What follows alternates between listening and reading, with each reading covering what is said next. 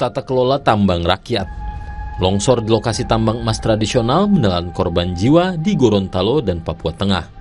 Saatnya tata kelola pertambangan rakyat yang baik diterapkan. Harian Kompas melaporkan, 2 bencana longsor akibat curah hujan tinggi terjadi dalam sepekan di kawasan tambang emas.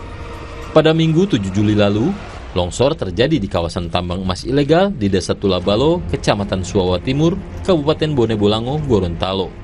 Sedikitnya 27 orang ditemukan tewas. Kejadian di Bone Bolango ini bukan pertama kali.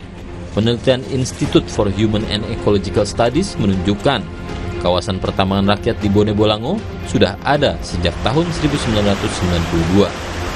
Longsor tercatat terjadi tahun 1994, 1998, 2002, 2020, dan terakhir 2024 ini. Seminggu setelah longsor di kawasan tambang emas Bone Bolango, pada Minggu 14 Juli, longsor juga terjadi di kawasan tambang emas di Papua Tengah.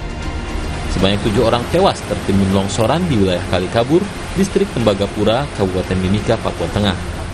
Kita tentu turut berduka cita kepada para keluarga korban yang berupaya mencari nafkah di kawasan yang berbahaya dan mengancam jiwa tersebut.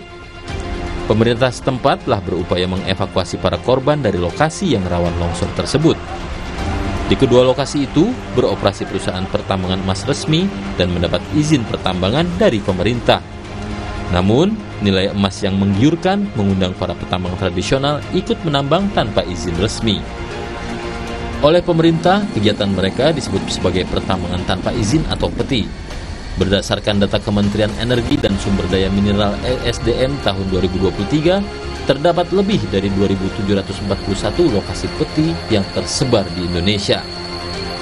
Dengan banyaknya petambang tanpa izin beroperasi, pembenahan memang mutlak dilakukan karena pertambangan cenderung merusak lingkungan.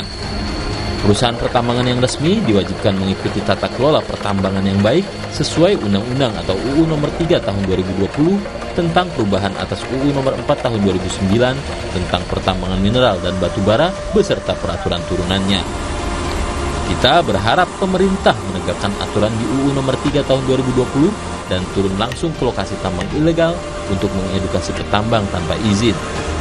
Penertiban izin melalui formalisasi izin bagi pertambangan rakyat juga telah berjalan dalam bentuk izin pertambangan rakyat atau IPR. Data Kementerian ESDM tahun 2023 menunjukkan telah ada 83 IPR di Indonesia. Formalisasi izin pertambangan rakyat ini kita sambut baik agar tata kelola pertambangan rakyat yang baik dapat diterapkan.